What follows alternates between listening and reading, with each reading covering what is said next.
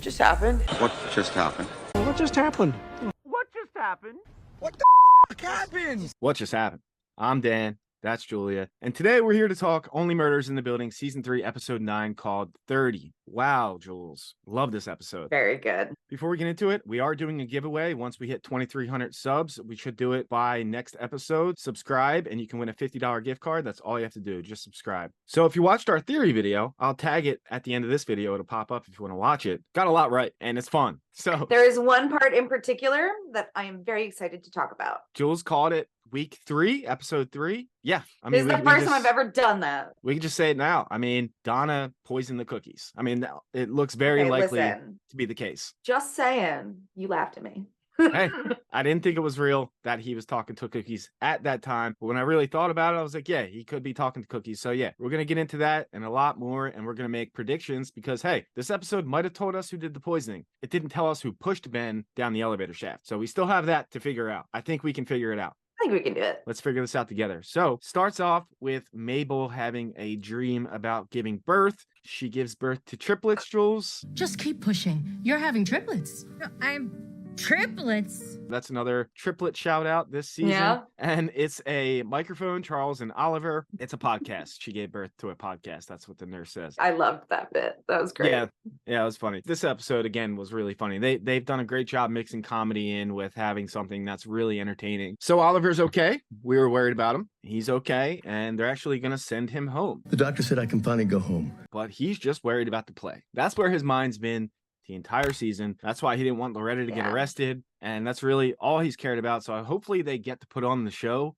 since it means that much to him. Hopefully they do get that. But hey, he's allowed to go home. And Mabel, her mind is at, okay, we think it's Dickie, right? We're focusing on Dickie. Let's prove it's him to get Loretta out of jail. Don't we need to prove that her son is Ben's real killer to get her out? Then Mabel kind of circles back to the hanky bit. Whose hanky was Ben holding when he was dead? We don't know whose hanky he was holding on to when he died. I mean, it could be Dickie's. That's a question we still need an answer to. So yeah, we know Dickie's bought that, but we really don't know who it belongs to still. So hopefully they just address that. Charles is just focused on who Ben was talking to when he said, you're going to ruin me and I'm going to like it. And I love what they did this episode, giving us that answer. So they're like, hey, what's left to do? Let's start recording. And then they pull out like the biggest microphone I've ever seen. That thing was giant. So giant. We get the opening credits. And oddly enough, Donna left cookies for Oliver at his apartment. So it's the same brand, Schmackeries, and I thought that was interesting. And they were really circling around that, the point of the cookies and all of that with Donna. So I'm really happy we got that answer this episode. Mabel says, hey, let's question Dickie. Without spilling that Loretta's his mother, it's not our place to tell him. Well, in the theory video that we talked about, again, I'll link it at the end of this. Watch it. It's crazy, this theory that maybe Ben is Loretta's son, not Dickie. So yeah, go check that video out. Then Charles spots Joy's wedding dress. It makes him upset. How about this little conversation? Joy's mom is still alive? Oh yeah, her dad too. In fact, he was going to walk her down the aisle holding her childhood dog. I didn't even catch that at first. I had to rewind. I mean, to be fair, they didn't say the dog was alive. So okay, that's a good point. Taxidermied? I don't know. Taxidermy childhood dog. Okay. They're talking to Dickie. And this conversation is also funny and it gives us a lot of information. They said, we thought you did it. And we thought you covered up the blood test. Oh, I did do that. I did do that. I mean, I didn't know he was poisoned when I did it. I just knew there was other stuff in there he wouldn't want getting out. And not to cover up that he was poisoned. That's why it didn't show up on the test, because Dickie did mess with that. So we get his alibi. We get Dickie's alibi. I got wasted, put on Ben's Cobra suit, and went looking for drugs and whores. He left the party early to go see the 5 whores. Do sex with his 5 whores, as he so affectionately called them. Okay. Ben's affectionate nickname for these ladies. We'll talk about them in a second. It's Trixie, Marigold, Emerald, Dot, and May. He has a pic proving that he wasn't there. He was in the Cobra outfit, sitting outside, trying to get in. A dog peed on him. Not a great night for him. He got the image from the cops. The cops don't really buy it because you can't really see his face, but I can confidently say that is Dickie there. So I don't think he was there when Ben got pushed. I don't think he was. I don't think he was. He might be cleared. In my opinion, I think he might be cleared. I do have a guess on who pushed Ben. I'll say it at the end. So Dickie kind of circles back to Loretta. I can't believe it's her. They say, hey, I don't think it was her. Why would she confess? They're all just like, No. Oh, idea. yeah, theater folk. Cuckoo. they go to the place where the 5 whores are, and the place is actually called Snitches Get Stitches, which is what Ben told Dickie when Dickie asked about the place. And when I asked about it, he'd say, snitches get stitches. But that's just what it's actually called. So they used a ladder trick to get in. Nobody stops a guy with a ladder. It gets you in anywhere. There's people on YouTube that have done this trick, and it actually works. Oh, I bet. Yeah, people used it to get into a movie for free. They just walked in, they had a vest on with a ladder, and they just got in, went and saw a movie. They get stopped immediately, and it doesn't work. But did you see my ladder? So Charles tries to cry, which kind of works because the guy's like, Do you need a restroom? We have one in the back. so they get to the back, and it's a group of old ladies, You're the 5 whores? and they had a sewing circle with Ben. Our sewing circle met here every Thursday. We miss him terribly. That's the connection. He wanted to do something nice for everyone. How about this? Because, we knew that he wasn't the nicest person to everyone at the play. So he wanted to do something nice. So it was his idea. He made the hankies with the help of his sewing circle. And that's what they were doing right before the show. So they say he did call them and left a voicemail. They play the voicemail, and he was panicked. He just was in a weird state. We see his actions that day, but he was just in a weird state. He gave them a call to say, hey, are you here? Are you coming? He really wanted them to be there for support. He's surrounded by people he can't trust. They're out to get me. So I'm like, okay, why does he think that? Luckily, we find out that information later on. Then Oliver gives the ladder to one of these women. Sorry for calling you whores. Oh, that's all right. I used to be one. So I good. think that might have been my favorite line of the episode. What I liked about this episode was it was really fast paced in, okay, we found this out. Let's move right to the next thing. There was really no filler in this episode. And they do so because Charles is like, all right, why was Ben in distress? What happened leading up to the play? So they need to fill in a gap of 30 minutes. How do you fill in that gap? The interrogations. Williams questioned everyone who crossed paths with Ben that night, and we can use those interrogations to make a timeline of that 30 minutes. Let's watch the interrogations. Here's the timeline. This is everyone's interactions leading up to Ben going on stage before he collapsed. So KT was first. She tells them about the half hour that they talk about where everyone should be there 30 minutes early, not 29, not 28. Be there 30 minutes early, be ready to go on stage, and he was late. So she was annoyed, obviously. And then, okay, the Donna and Cliff fans in the comments, you can take your first bow of the night. You guys were really on the ball. Cliff had brought in cookies from Donna. He wouldn't take them at first. He told him to leave. So we'll come back to that. And then it's Dickie's turn. He says Loretta was encouraging him to leave Ben. They were talking about this. He had his list of bullet points. Ben stole this note. Loretta walks off. Ben reads it, finds out that Dickie was going to quit. He thinks it's all because of Loretta. They have this argument about it's not Loretta, it's you. Ben brings up Cobro. You're a lousy manager anyway. And you're an even lousier brother. I know you think you created it, but I am Cobro. Really, really not a good place right now for the two brothers. They were really, really fighting. That's why Dickie said he was relieved when he thought it happened at first. So he's still not clear, but I'm really not suspecting him that much anymore. What about you? No, I mean, I would like to say yes because I don't want to be wrong about my previous guess, but I have a general idea of who I think pushed him. I'll leave it for the end. And then we get Howard's bit in the interrogation. He was talking about something that we knew about already, how KT's door was locked, and he heard the shredder going. That gets Mabel to call him to check on him. He needs more time. And then it's Loretta's turn. And this part we knew. We saw this before. They were going to do their fight scene. It turned into a real fight when they were bringing up things that were really going on in their lives. Wow, this dialogue really lines up. And it was all about Dickie, really. And she storms off. And then we see Charles come in. Charles punches him, and then the Joy touch up. We knew about this part of the night. Then it's Donna's turn. In her story, she was talking to Cliff, and Cliff says, I put everything into this play. I need it to be a hit. And then she says back, oh, it will be. I won't let you fail, sweetie. Here's a kiss from Mommy. The kiss, what is with them kissing on the lips so many times? oh, I hate it. It's so weird. uncomfy. And Ben is just worried about his guests not being there, his sewing circle. He's just frazzled right now. He's just not doing well. And he's about to go on stage. So she tries to calm him down, Donna does. Sends him back to the dressing room. We see what happens in just a minute. While he's Walking in, Talbot walks by. Right. Well, how about we start shooting some behind-the-scenes stuff, huh? Ben tells him to fuck off, fires him. I'm doing the thing you're paying me to do. You know what? Not anymore. Wait, give me that. Why don't you fuck the fuck off? You texted me about this when we were watching. We can't recall.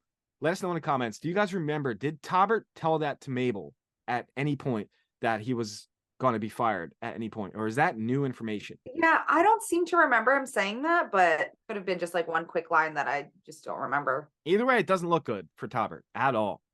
You know what? Fucking happy to.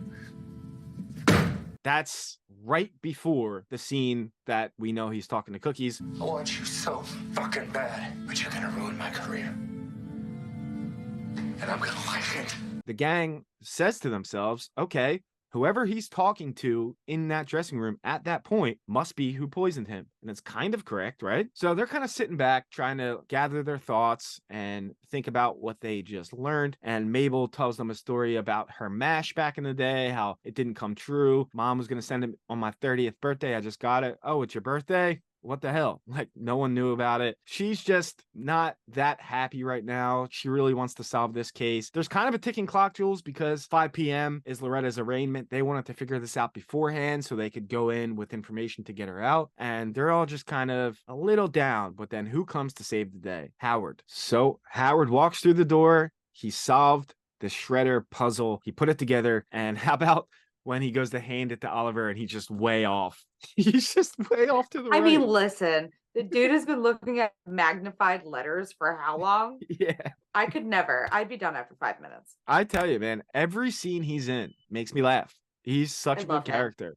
Really great character. But hey, it comes in handy because Oliver notices it right away. No, I just need to read 2 words. 2 words I'll never forget. Didn't sing. This is Maxine's review of my original show. And that's all he needed. Howard's a little let down that he just needed 2 words to figure it out, but that's all he needed. And then the review says that Ben was the weak link in the show. Huge, huge clue here. This review says Ben was the weak link of the show. She said he was as wooden as the lighthouse he's standing on. How about this, though? Oliver asks for food, and what does he get offered? I need to refuel. Charles, please tell me you have some dips. I think there's some Norwegian red herring in the fridge. Norwegian red herring? Is that telling us something? Is that a huge clue in the writing right there? I feel like it has to be. It's like we just find out this massive clue and then they say red herring in the show. Is that joke in itself the red herring? They were Are they trying trying to to be do- like, you thought you would knew what you were doing, but you don't? And then later they're going to be like, psych, you knew all along. It worked then. It worked because as soon as they said red herring, I was like, well, wait a minute. Like, does that mean this is red herring or they want us to think it is? So like they did a good job because I'm confused now. So what do you guys think? Do you think that this is just a red herring and that would mean that it's actually not Donna who poisoned them? So, I mean, that would be crazy because at this point it seems all but true that she did poison them. So they come back with the Norwegian red herring. They sing to Mabel because it's her birthday. Right after this, Oliver's talking to his food before he eats it. That sets a light bulb off in Mabel's head. Keep doing it. Keep doing it. I got it. I know who Ben was talking to. And just like Jules said, week 3 of this show, Jules said that he was talking to Cookies. That's what Mabel figures out. He was talking to Cookies, and then he wrote fucking pig on the mirror because he had what Loretta said in mind because she just called him a fucking pig. Loretta was right. You're a fucking pig. That's what he was going through at that moment. He was upset with himself, so he wrote it on the mirror. Pig! You're a fucking pig! So great job to everyone in the comments that figured out that it was Ben that wrote it. You guys even looked at the handwriting and thought it was that. I know Matilda, I know you called it, and a bunch of other people did too. Great job. And then he called Trixie. That's who he called when he was just so upset. He just wanted a familiar face to be at the show to help him get through the night. That's the timeline. So we got the whole timeline of 30 minutes before to the start of the show. So we got everything. That's it. The cookie was from Donna, and Donna said the same thing that the review said. Ben is as wooden as the lighthouse. And she said, And loosen up. You look as wooden as that fucking lighthouse we built. she said the same phrase, wooden as the lighthouse, right? Yeah. That puts it in Oliver's head. It's definitely her. She definitely did it. And why, if you're going to think about the why, well, Oliver says, And if it had been panned, it could have also been his last. So she put the rat poison on the cookie, left it in his room, all to save her son from having a career disaster. Makes total sense. It really, And really you know does. what they say? A mother will do anything to protect her son. So Exactly. She said it herself. You spend your whole life looking out for your child. It never stops. And you'll do anything to make sure they're okay. I mean, it's just such a great episode because everything just fits so nicely into this storyline. And it leaves next week open for a hell of a finale because we still need to figure out who pushed them. So it's perfect. So they need to find a way to get to Loretta quickly. It's rush hour and it's New York City. So how are we going to get there quick? Mabel has the idea. Nobody stops a bride. She puts on Joy's wedding dress. I'm not sure how Joy would feel about that, but I'm sure she would understand. She's gonna be pissed. Yeah. I wouldn't. No, she won't understand. It's her mother's wedding dress. No, she won't. They get to the arraignment early by kind of sweet talking a security guard. Well, really, the guard just doesn't really want to argue with them in this moment. Why does there always have to be a groom? Many happy returns. They get in there. They go to Loretta. I came to stop you. Don't plead guilty. We know who murdered Ben. You only confessed to save Dickie, but he didn't do it, and we can prove that. You have to trust me. Dickie didn't do it. You don't have to confess. Well, who did it? And right when that's said, the camera pans over and Donna's there in attendance to make sure she gets locked up to cover her own tracks. So there you go. Hell of an episode. Hell of a setup for the finale. So good. I got basically everything I would want in a penultimate episode. I really did. It was like the perfect setup. So, okay, Jules, here you go. My final prediction. The red herring line was just to mess with us. I don't think Donna's going to be a red herring at all. She poisoned them the exact way we saw it. If it's something different, my mind's going to be blown at this point because it all makes such perfect sense. It does. Yeah. It really does. I don't think that's a trick. And a lot of people are going to just assume that, okay, she poisoned, her son did the pushing. No, I don't think so. I'm going with... Yeah, but why would he push Ben when Ben was like his big star of the show? He might not have known that about the critics saying those things about Ben because that's why Donna shredded it, right? To get rid of that evidence. So I guess he didn't know about that. So yeah, why would he do that in that case? This is all Donna. I don't think Cliff's involved. He definitely could be, but I think it's going to make the most sense that this elevator was never supposed to open. It wasn't supposed to open. That's why the gang even said so when it opened in the first place. Like, oh, I thought this was down or whatever. Wasn't supposed to open. So when it opened, the top floor also opened. He falls and Taubert doesn't stop him from falling. I'm going with that one. I don't think it was Dickie. I think it was Taubert. I was gonna say the same thing. Okay, well, we're on the same page. Good. I think it makes sense. He's the only one that seems to have like an unexplained motive right now. Yeah. You know what I mean? Like everyone else kind of, it's like, okay, well, I can see how that kind of excuses you a little bit. I'm still like, he still wants his shot at fame. So, but the one thing we still don't have any info on is Cinda Canning's motivations. We haven't seen her in a little bit. If she's in the little trailer they put on before an episode comes on, if she's in that, you know she's going to be in the finale. If she's in the finale, that could be a perfect way to have her in the story by just having Taubert working with her like we suspected for weeks now. That could also be the truth, but for the sake of making a final prediction, I'm going with it. It was Taubert, but he didn't push him. He just didn't stop him from falling. I think regardless of who it was, they didn't push him. Okay, yeah. I still think it was an accident. Why Mabel would comment on, oh, this elevator works? Like, why would she make that comment and then they don't come back to that at all? Because that would make perfect sense. It just like you could see that no one like actually put their hand out and grabbed for him. So like, right, yeah. And how Taubert had that story about the baby elephant, nobody helping it. It could be a mirror right there. Right. You know, right. Because he was like, I didn't help it. Exactly. So that could be the same exact thing he did with Ben. Episode 9 was so good. I'm so excited for the finale. Can't wait. We will be doing an extra video after this season's over to talk about season 4 possibilities. Hopefully they set up a season 4 at the end of season 3. I can't wait to see it. I'm so excited for this finale. I'm like, me too. So pumped. It's crazy. Reminder, we're doing a giveaway. Once we hit 2,300 subs, we're going to give away a $50 gift card to Amazon. All you have to do is subscribe and good luck. Thanks so much for watching and we'll see you next time. Later. Bye guys. I'm sorry. Is my crying upsetting you? It's not right. We're already recording. You know, this is making the outtakes. Are you done? Yeah, I'm done. Ready? Oh. What else did I want to say? I just really oh my God. Let me say that again. Oh, so it's gonna be a fun I don't even know what the word is. What am I trying to say? Outtakes? Outtakes. Perfection. But you believe me, right? This guy's made of stone. The 5 whores. Thank God that's over.